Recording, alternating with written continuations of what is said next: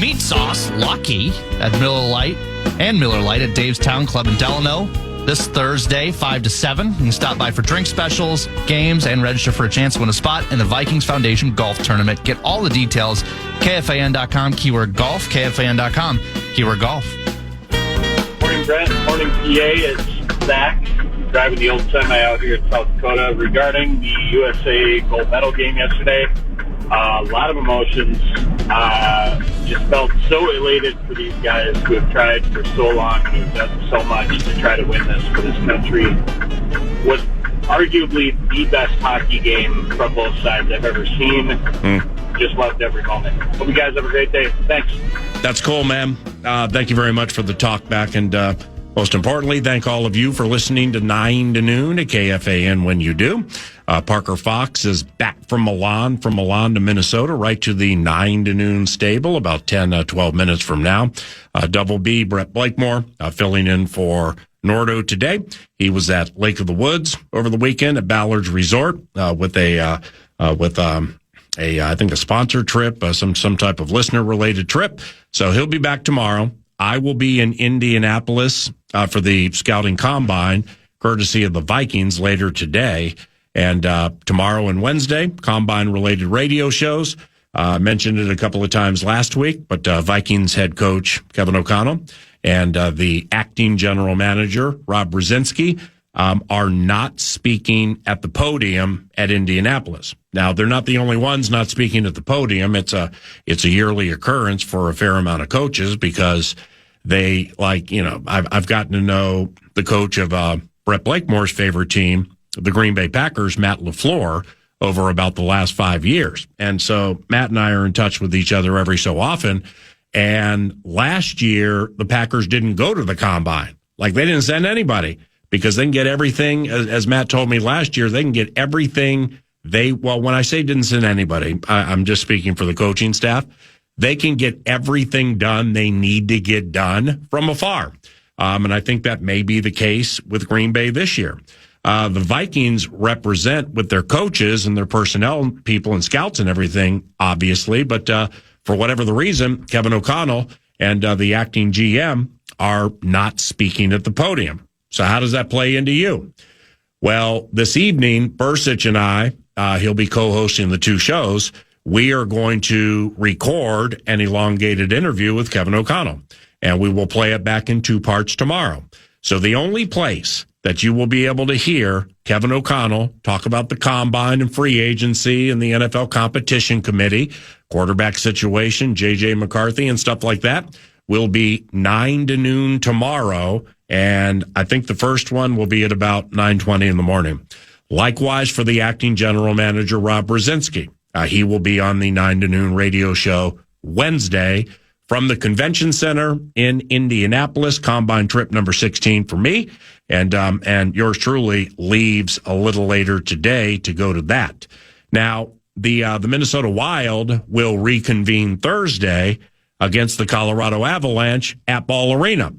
So it's, when we had Kevin Gorgon about an hour ago, and he's the side rink analyst for FanDuel, so he'll be on the trip. He'll be on air, on demand, on fire, and at the game. Ball Arena in Denver. So that's going to be, all your favorite Olympians, man. McKinnon and Taves and Landeskog and Boldy, along with Husey. And by the way, you begin a part of the season where you have 24 games to go with now 2 or 3 people have told 9 to noon the last week and change. And, for hardcore hockey fans in the state of hockey, this isn't breaking news here, but this is the greatest Minnesota Wild team in the history of the team, according to learned minds, not like pomp and circumstance or Paul Bearer Allen hoping to not metaphorically carry the team out after a first-round exit again. So, Brett Blakemore, this is your favorite team, but I would have said behind the Green Bay Packers, right? Packers Wild or Wild Packers? I say Wild Packers. Yeah, that's what This is my team. Yeah, middle of the sentence, I knew I was messing up. So, Thursday night with all these people coming back and the atmosphere, And then you got Sunday here for a matinee where they're going to celebrate Husey and Eki and Boldsey and the whole thing. I mean, this whole thing right now is good enough to eat. Yeah, it is the best team in Wild history. And shout out, too, to, unsung hero out of the three, Brock Faber. He was unbelievable this entire tournament. Should have said his name. He hit the post yesterday. He hit the post. He also, that 5-on-3 that we just had to kill, who was the defenseman out there? It was Brock Faber. Most of the time? I think for like a minute and 20 of it. It was 126, I think, yeah. Yeah, so wow. He is unbelievable. And the fact that we're going to get to see Hughes and Faber back on a pairing, and hopefully that momentum does carry over, but I wouldn't say it's out of the frying pan and into the fire, but I would say it's out of the fire and into the pan because the Avalanche are a very, very good hockey team with all those Olympians that you just named. We did get a handful of good Olympic talkbacks as well, refreshing the old talkback machine. So if we want to fire away on some of those as well, I'd love to, because when you told me we had one, because you had like people dancing in the locker room who weren't on the hockey team, and then people phoning into the gold medal winning hockey team, and some people were not able to see the forest for the trees with that, but that's okay. That's their forest, and I guess it's their trees. So I understand. Let's hear a couple. Hey, PA, great segment with David Backus. Always great to hear from him. I know I've heard some of my Canadian friends say that the game was not the greatest officiated game. I tend to disagree, as Canada, with a 5-on-3 power play, should have put at least one through the net on that as well. And we've USA and Canada both had great chances regardless. Go USA. Excellent talk back. Yeah, I thought the officiating, I thought there was some whistle swallowing yesterday. That's okay. It's for the Olympic gold. I mean, we talked about this a little bit last week. Do I have Kaprizov and Husey related concerns in the postseason? Nah, because they're high enders. However, specifically with Husey, with Quinn, like Jared Spurgeon, it can't be disputed that they're on the smaller side. And officials, refs, swallow their whistles in the postseason. Yeah. That's why there's no fighting. That's why you get some physicality center of the ice and in these puck battles, where people get knocked around, specifically of the smaller body. I was tripping yesterday, man. Jack wins the game. They all converge by the glass to celebrate. Well, there's the other Husey right in the middle of the scrum. And I'm like, don't hurt Husey. They're all jumping up and down. Let's not hurt our guy here, okay? He's in the middle of this action, and he has a little bit of diminutive to him. But he got out of it alive, as will this team Thursday. What's next? Yeah, I just think that there was enough power play chances to go around for both teams. I mean, it took Jack Hughes losing and chipping several teeth to get a penalty. Right. So, I mean, I think the officials thing, the too many men on the ice, it's a little overblown. Well, there were many. But there were two immortality-like moments in that game yesterday. And we can make it 10 if you want to put Hellebuck stuff in there. But when Boldy split the double team, and the way he elevated the puck and maneuvered the puck and kept the speed, that's as good as you're ever going to see. And with Jack, when Makar and Hughes went for the same puck, and correct me if I'm wrong here with the way I'm phrasing this, Makar didn't play the puck. He just did. He just kind of stuck his stick out. And he olayed it a little bit. Boom. Yeah. And there goes Hughes, Werenski. If you play daily fantasy, underdog prize picks or whatever, you know who Zach Werenski is. He's one of the best blue liners in the NHL, and quite honestly, it's not close. But I'm not saying the best, because I know we got Makar and Hughes and stuff. Well, Zach Werenski is the bomb. Mm-hmm. Well, his pass was fantastic. I mean, it just has to go bang. Everything has to go bang, bang, bang to get the gold and the stuffies. And they did. So those were two things right there that a lot of people are never going to forget. One more. Hey, PA, it's Aaron in Green Bay. Hey, God bless Jack Hughes. What a great interview he gave at the end when he's talking to NBC just after he scores the game winner, and talking about his team and talking about his country, and just so happy for the Hughes family. And shout out to Taylor Heisey for getting the assist on the game winner for the girls. What a just great moment for the United States and for U.S. hockey. And what a great talk back that was. My man, if and or when I'm in Green Bay next season, and I happen to run into you, then a Butterburger at Kroll's West is on me. You're listening to 9 to Noon. Double B produces. When we return from Milan to Minnesota, our surrogate and beloved Parker Fox has come home, and he'll join 9 to Noon next. KFAN. Two legendary bands, one unforgettable summer night. Santana and the Dewey Brothers coming to Mystic Lake Amphitheater August 27th. Don't miss this bucket list show, Under the Stars. Tickets on sale now. Full details, KFAN.com, keyword calendar. Double B. PA. You happen to have any Megan Keller at your fingertips? I wish I did, because it was an unbelievable goal. Yeah, I know. And an unbelievable pass. I'm going to wait for it. Okay. Yeah, we're going to wait for Megan Keller. Stand by. That's okay. Parker Fox, back from Milan. A lot about which to chat, including Team USA, Team ZA USA. As Canada gets fresh skating There he from goes. the ice. That was fast. Now good pass for Keller, a defenseman. Nice move. Cuts to the net. Nice move. Listen to Kenny Albert. Megan Keller, the overtime hero. United States wins gold in Milan. I love my country. Hey, well, holy cow. Welcome home, young man. Thank you. How long have you been home? Oh, gosh, almost 12 hours now, something like that. I got a little night of sleep, and we're right back to it. You know, when I text or call, it's okay to say no. I wouldn't say no, man. I'm more glad to be here, to see your face, to see all the beautiful people around here, and just get to brag up my fiance a little bit. Mm-hmm. Man, you know what? I forgot to ask David Backus if he's ever had run-ins with Canadian defenseman Tom Wilson, because when that guy hits you, he stays hit. But you stay hit. But for the purpose of this conversation, here is beloved Parker Fox. He's back from Milan. 2 weeks and change, right? Yeah, 16 days for me. Oof. Yeah, long one. What a journey. Did you ever get homesick? You know, it was kind of a weird deal because it's like I'm the type where I like routines, right? We're similar in that way. And you like to, see your people and know what you got going on. But when you're over there celebrating Team USA and you're celebrating your fiance and, there's games, there's always a game ahead of you. It's like, how can you even miss home when you know you get to go watch, someone who's so important for you do, what she loves to do. So is fiance Taylor Heisey. Is she still on cloud nine? Yeah, she's been feeling it for sure. They've been partying pretty good.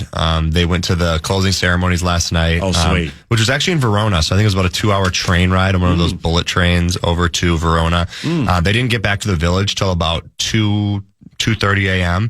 And that's right when the men's team was getting back for the village too. So they said they all went to the cafeteria together and just got to celebrate the men, which was pretty sweet. Wait, so she watched the game? Yeah, so they went to the first 2.5 periods, which was kind of unfortunate, but they had no other solution. They had to get on a train to get to closing ceremony, so they had to leave halfway through the third. But they said they were all on the train with their iPhones and watching the game and get to see Jack Hughes end that thing and send America to the top. What was it important for Taylor to be at the closing ceremonies? Because it's there are those who win golds. Maybe they got obligations here, there, and everywhere. Yeah. If they got bumped from something relatively early, it's from what I understand, they have the opportunity to wait around and go to the closing ceremony, but a lot of them leave. Was that important to her to go to that? Yeah, I think it was important to the team, right? This is a hockey team that, people are touting as the best women's hockey team ever, right? So I think when you're a part of that and when you're a part of winning gold, you build a bond that goes beyond a lot of other things, right? So you talk to some of these other people that you've been a part of so many teams, but you don't really keep in touch with the losing teams, right? But if you win gold together and you're connected as a unit, that's a group that kind of stays together for a long time. So that is a part of it. And then, twofold, their 5-time Olympic captain and all-time goal scorer Hillary Knight was the flag bearer. Yep. So for them to be behind her and, represent her alongside of her, she is, she's about as classic and as classy of a human being you'll ever meet. She's the leader. She has done so much behind the scenes to even make it possible for the women to play at this level, which is something that doesn't go unnoticed by Taylor and many other people.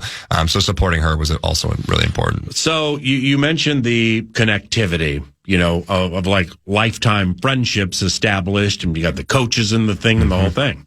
Off that, what are the chances you, Parker Fox, stay in touch with all of your new friends via that Milan group chat? Oh, it's still rocking and rolling, man. Is it really? Oh yeah, it's still rocking and rolling.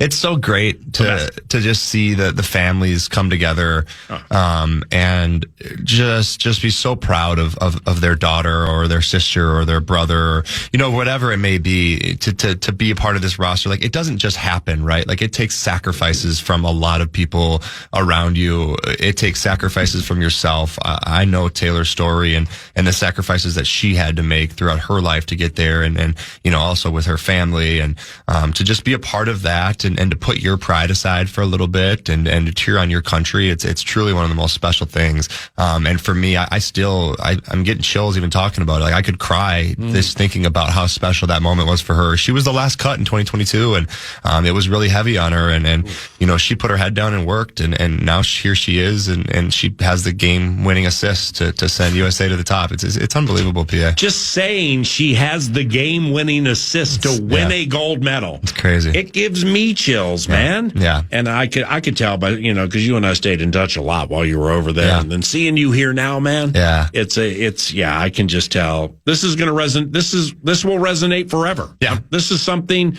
where people are like, well, I'll never forget that. Well, I'm never going to forget that card you gave me. I'll never forget this car or whatever.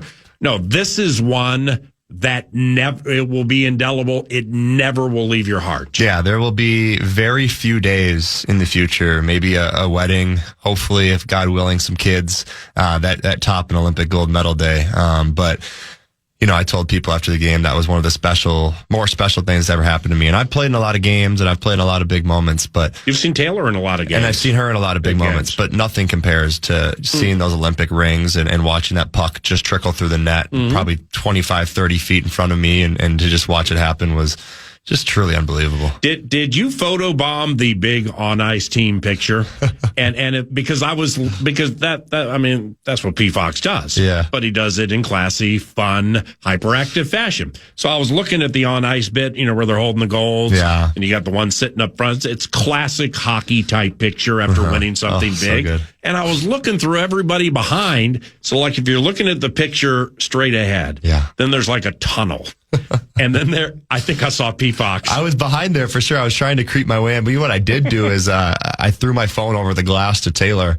She's like, throw me your phone. So she had some pretty sweet pictures on the ice with the gold medals. Like, not a lot of people have their phones down there. So some exclusive pictures. Wow.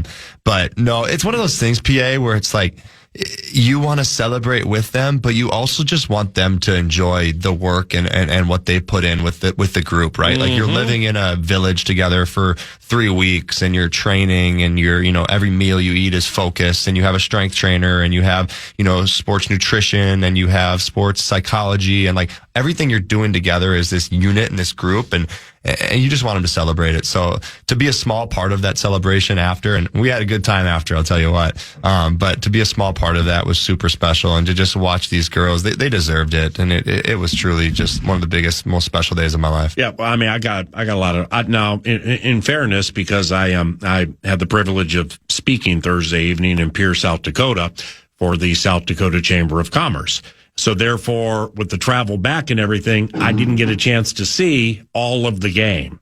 But the parts that I saw, and then subsequently playing Covenant catch-up, reading about it after, I mean, I got a lot of respect for these Canadians. Honestly, whether it's Edmonton, Buffalo, the qualifying, whatever, what was that called? The rivalry series. Yeah. I mean, they were getting dusted by the United States of America with Poulin playing their captain. Okay, so what do they get beat? 5-0, something like that the first time? Yeah, the prelims without Poulin. Without her, and she comes back and she can play, and she's a high-ender. But the collective Canadian group, clearly you could tell before the game with however they schemed it, whatever the structure was, changed lines, I don't know what they did. All right, that 5-0, that ain't it. Yeah. Rivalry, that ain't it either. So ladies, we may not win. Yeah. Okay, Red One, bunch of good, they're very good over there. Totally. But 5-0 ain't it. And this is for the gold medal, and they brought everything. Yeah, it was one of those games where, you go into it and you see the line. The U.S. was 2.5-point favorites, and I'm not a betting man, and I had too much skin in the game to ever put money down in that situation, but I could have guaranteed you it wasn't going to be a 3-goal game. There's no way. This is a hockey team that they've won 2 world championships over the last 4 years. They won the last Olympic gold medal. Almost every skater from that roster was back on that team. So this isn't some, what do they say? This isn't some throwaway game up in Rochester, right? This was the Olympics. This was the U.S. versus Canada. I don't care what's going on, and it's hockey, PA. I think it's not a 7-game series. It's one hockey game. It's not a round ball. It's a puck that can flip and go in any direction. And sure enough, you saw they score on the PK, and they get an on-man rush on the PK, a 2-on-1, and they find the back of the net. And that's when my fingernails started to really dwindle down, and things were getting a little nervous. But I always had faith in this team, and finally, when I saw that puck go in the back of the net from Hillary Knight to set the record and to put that thing 1-1 and send it to overtime, I knew they were going to win that thing in overtime. Swinging this one around the corner with Parker Fox. So we'll make it a Steve's Appliances Marathon segment. President's Day sale still very much in play for Steve's up in Mounds View, 7,000 square foot showroom. And go say hello to Brian and or Sarah. They own Steve's Appliances, very dedicated to 9 to noon and KFAN. When you go to the website, if you're looking for appliances, stevesappliances.com, hit shop deals. Great place to start. But you save more when you shop local. And these guys are salt of the earth. Marathon segments each and every weekday, 9 to noon, courtesy of Steve's Appliances and stevesappliances.com. So just how nerve-wracking was it when they were down to Canada 1-0 with 2 minutes to go in the game, and before Hillary Knight scored the equalizer and a record-setting goal for her? It was really a nerve-wracking day, to be honest. It was 2 minutes to go. Yeah, it was one of those days, PA, where I never told Taylor anything, too crazy to hype her up or, to pump her tires. Like she does that enough for herself. The one thing I told her was, you've already done the work, for 26 years of your life. You've done what you needed to do to get here. Now you get the opportunity to go put on a show and to go win yourself a gold medal. And so I was pretty even keel that whole day. And going into that game, I tried to not get too high, too low, just enjoy the game for what it was, soak in all the moments. And 57 minutes into that game, it's 1-0, and you're getting offensive zone draw. And a week and change ago, you beat them 5-0. I know, yeah. So you're feeling different type of ways for sure. That's but awesome. I knew it was one of those opportunities where you got to pull the goalie eventually, right? Like, who knows exactly when you do it? I think there's 2.5 minutes on the clock, and I see Taylor skating back out there because she was the extra skater on the ice with the top line, and I saw him win the draw back, and you got 6-on-5 in the offensive zone, and Layla Edwards, who has arguably one of the best shots in the world with the puck on her stick, and she fires one in a net, and sure enough, there sits 5'11", 180-pound Hillary Knight to tip it in and get that thing to the back of the net. So how and now that the arena where you watched all these games and where the men played, smaller side, right? Yeah, so it was a pretty big arena, but they didn't finish. So you saw the drama of it kind of coming along. So the back half, instead of 3/4 of the circle was seatings, and then that extra fourth was just tarped off. So I think the original plan was to have they don't have an upper deck. No, they did have an upper deck, but I was cut off by a lot of media seats. So I think it was intended to be a 16,000 seat arena, but I think 11 fit in there. So pretty good size still. Yep, but still on the smaller side comparatively speaking. So here's the question. How great did the Vox of all Voxes ever to Vox sound in that tiny arena? Oh, it was so good. And I showed Taylor that video too, right? And she was very, very grateful that he took that thing. Unbelievable. He was so good at his work. And, he had to be so strategic too, to pause and let the Italians speak their language too. Like 27. Taylor, Heisey, Bacio Bella Cara Mia, right? Exactly right. Yeah, exactly right. So, but it was special, and to kind of have him sitting there, and he's got some USA pride in him. He knew there's a little extra, vocal cord going to that game scored goal. That's for sure. Yeah, for sure. Parker Fox back from Milan. Fiance Taylor Heisey gets the gold with the USA women, that was late last week. Yesterday, Team USA and the men. They beat Canada, and the United States of America sweeps golds in hockey from Canada for the first time in the history of either country. So what did you guys do after the game? What was the gold medal winning party like? Yeah. So there was actually, at the Olympics, each country has their house, right? So like Netherlands has a house, Czech, the whole bit. Mm-hmm. The U.S. house was called the Winter House, and it was probably about 15 minutes from the stadium. Men and women stay there? Yeah. So no, they all stay in the village, but the Winter House is basically like this hotel transformed into just like a location for USA athletes and family and friends to go and hang out and cocktails and beer and wine. It's like the warming house after you come down from the slopes. Yeah, there you go. Exactly. So it was about 15 minutes from the arena, and as a group of fans and family, we knew that the girls were going to be celebrating in the locker room. They were going to have all their media. They weren't going to be able to come up to the concourse to see everybody, but we would meet them at the Winter House. So everybody got over there, and everybody kind of started drinking, tuning themselves up a little bit, and then in come the girls, and it was just an absolute celebration, and just so much excitement from everybody. They're not on their skates still when they come in, right? No, they had completely showered and changed and gotten over there and put all their Team USA gear on and to hear. So Hillary as you guys Knight. would say in Dinkytown, they were fixing to get lit. They're fixing to get lit. Yeah, they're fixing to get lit. Yeah, they were out a little late past me. I actually clocked out and went to bed, and they were still partying the night away. That's so awesome. Yeah, unbelievable. Did you happen to see any of the media situations involving Taylor or the ladies? And were there any dumb questions? Anything uncomfortable about Canada being? I don't know what it would be. Yeah, nothing I saw, too crazy. Taylor does a really good job of, speaking what she wants to speak. Yep. And, she's really great with the media. And, I met Sarah Spain, which was great. And even Sarah Spain said to me, she was like, if Taylor wants to get in the media after this, she'd be great. Ooh, connections, though. Yeah, connections, no doubt. Might not need the banker anymore, though. We need the banker, man. We need the banker. Trust me, you need the banker more than you need Sarah Spain. Yeah, right. Exactly. But no, just meeting different people over there, and Russo was over there covering the whole thing. Yeah. And he's so good at what he does. He's excellent. I never got to see him or talk to him, but I definitely followed along with all his stuff, and he's on it, and he's so great, and Taylor loves working with him too. Megan Keller is the one to score the golden goal. What's she like, and is her family in the Milan group chat? Yeah, they're in the group chat. She is. I mean, she wears the A on her chest, so assistant captain, and she's just as steady of a player and a person as you'll ever meet. Just getting to know her and to know her family over the past couple of weeks, there isn't a person that's more deserving. She's so humble. Her first response to everything was, Taylor made a great pass, or, the team put me in position. It wasn't about me making the nastiest move I've ever seen. Goodness gracious, was that slip through nasty. Yes. And the ability to slip it through the defender and score the goal, that's high end stuff, man. And none of it was, puffing my shoulders up, puffing my chest. It was all about the team. So she definitely deserved it. And she's having a great career, in the PWHL and a great, season with the Boston Fleet. What's the best meal you had over there and why?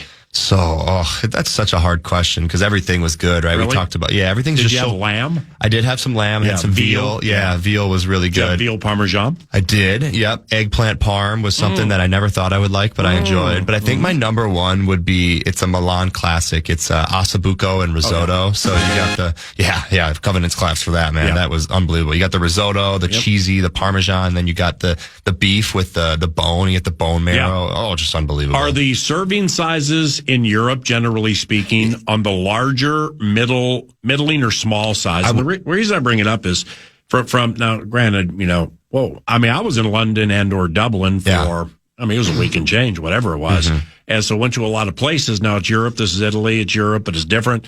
The portion sizes were always a little small for big people. I think for us Americans, they're definitely on the smaller end. It was funny. We were out to dinner one night, and some of the meals they do over there, they only serve it in double portions. So we're like, we'll just take the double portion because that's about what you're going to get in America, regardless. But no, all the food is so good. Just fresh pizzas and pastas and everything homemade, and it's so unique when you're running around Milan. You can basically hop in anywhere, and somebody will make spaghetti for you. So what do you mean? There's no all these little restaurants. Not like a home. No, they would probably do that too. Yeah. They're such nice people over there, but just all these little hole in the wall restaurants, and it was truly a special place. Did you ever find any part of Milan or anywhere in Italy where you walked in and You felt it had a little bit of a gangster lean to it? I did it. I wasn't too much in the Italian mob neighborhoods or whatever you would call it. I did mention to you that one of my second cousins lives in Milan. So I sent him my Airbnbs and I was like, are these in good areas? And the first one he sent me, he's like, that was a little sketchy. But yeah, that was the music walking out of my Airbnb every morning. But no, it's so great. You just hop into a random spot, get a cappuccino and a croissant for about €3. It's unbelievable. Could you see yourself, obviously, with Taylor and/or an oncoming family? Could you see yourselves living in Italy or living in Europe? Wow, that's a great question. Full time. I don't think so. We're such family people, right? So I think, being close to our families would be something special, but we're also travelers. We love to travel. So I think, doing a couple weeks or going visiting, family or friends in other places would be fun. But, we gotta be here. We gotta be home in the USA. What are some things or thing that you noticed were or was big time different over there compared to life here when you're there for 2 weeks and change, obviously, you're not taking up residency, but it's certainly not a cruise stop. I know everything about Montego Bay now, why I was there 6 hours, or a week at a sandals resort in Turks and Caicos. Yeah. So you get a chance to see a very little bit, but when you're walking the streets and you're in a situation like this for 2+ weeks, you kind of get a feel for what they're doing over there. What are some things that just quick twitch hit your heart that are dramatically different there compared to life here? I think the people were so great. Like everywhere you went the people were,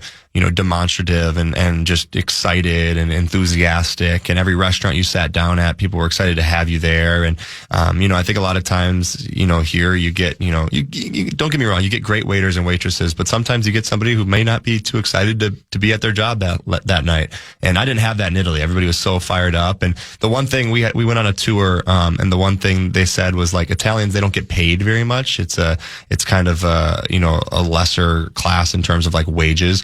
But nobody looks down if you're working at McDonald's versus you're working, somewhere else. People are just, they're part of a society. They're doing their thing and they're all kind to each other. And that's something that, I think was really kind of unique to see is no matter where you went, no matter where you were, everybody had a lot of love. And I think they like to see the Americans too. So they were buttering us up as well. Around the corner, Parker Fox stays for another segment until we do a combine preview about 20 minutes from now. And down memory lane we go with Olympic memories with Parker Fox and much more. It's KFAN. Wild fans, this is your season. The Wild are almost back. You can experience the energy, the goals, the unforgettable moments at Grand Casino Arena. You can get your tickets now, wild.com/tickets, wild.com/tickets, and cheer on the Wild this season.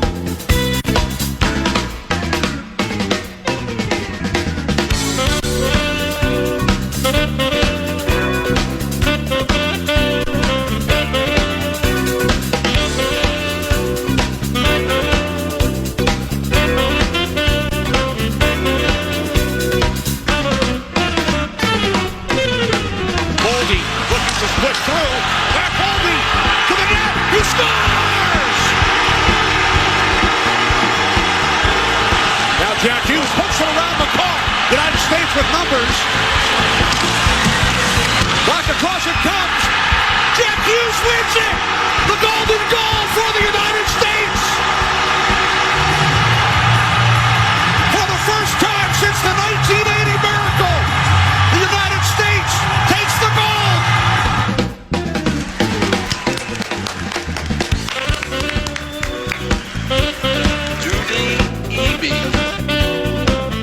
What'd you think of the men's gold game and Jack Hughes housing the golden goal? And Parker Fox, where and or how did you watch it? I was on a flight. Yeah, I was on a Delta flight stopped in Paris and then Paris to MSP. So I was 30,000 feet in the sky. How watching. Negative would you have been because this happens occasionally? Yeah. You get on a flight and you're like, the Wi-Fi doesn't work? No, the Wi-Fi generally will work over the ocean, the whole thing. Uh-huh. But what if it says no live TV? Oh, I know, right? It would have been your phone, right? I was so nervous about that exact thing, right? Like I was like, "There's no way," because I didn't think about it when I'm booking the flight home. I'm just thinking, I want to be back Monday to get back to the bank, see the banker, the whole bit.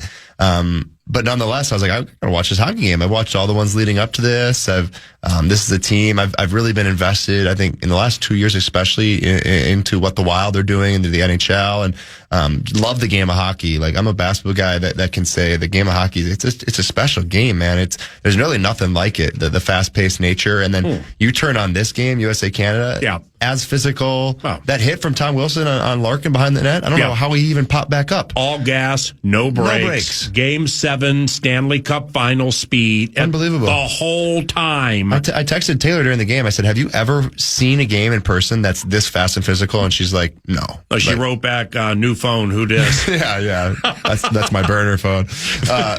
But nonetheless, just an unbelievable game, right? This is a Canadian team who, you heard what McKinnon said after the game. Like, he thought he was the better team. Maybe they were. Who cares? We beat you, so it doesn't matter. But just the nature of the game of, switching out lines here and there for talent, and the fact that Jack Hughes has the puck on his stick to end the thing. And I don't think there's anybody more deserving than Jack Hughes. The injuries he's dealt with, his shoulder over the past couple of years. He's playing with 2 less fingers basically this whole NHL season. And here he is, with the puck on his stick at 24 years old to ice it and to send his country home as champions, and to hear his post-game interview about how proud he was to have that moment. And those are the kind of guys that you love, right? The guys that want that moment, the guys that want the puck on their stick, and sure enough, he puts it in the back of the net. So raw, so authentic, with Catherine Tappan. Few to close here for Parker Fox, 1050. Good morning. Now, I would imagine you didn't watch it. I hope you didn't watch it. Just want to talk it out for a little bit since it's the next phase of your life. Yeah. We're talking about interest rates. Just kidding. We're talking about FDIC. Oh, gosh. We're talking, it's a fiduciary topic coming at you now, okay? The Timberwolves got killed at home by Philly yesterday. Terrible game to watch. I chose to watch a fair amount of it because Finchy was on the show earlier today. So I kind of felt to get some of the nuance or whatever, I probably should watch some. It was just terrible. No Nas and Rudy, 20 turnovers to their 10, and we got run out of the gym at home. And we got 20 and change to play. So these boys better snap into shape or things might become precarious. Yeah, it's weird when you're over there, right? PA is like, how much I love the Wolves, how much I love the NBA. But check out. Yeah, you check out a little bit. Yeah. And I think, that it's added to the fact that you're watching your fiance at the highest level. Like, I don't think anybody can. Big freaking deal. Yeah, exactly, right? But now that we're back in it, I kept up with, the scores, and we won 3 straight there. Won the first one coming out of the All-Star break. And then you run into a Philly team that if you mess around, they have a guy named Tyrese Maxey who can put 40 on your head, right? Yeah, so where did VJ Edgecombe go to college? Baylor. Yeah, he's I've seen his box scores all year. Yeah. I can't say I've ever watched him play. I watched him, a fair amount last night. And now, granted, Finchy's team was a little on the lackadaisical side. This Maxey Edgecombe thing, moving forward, I'm not kidding you. I'm not hyperbolic guy. All right, hide the women and children here.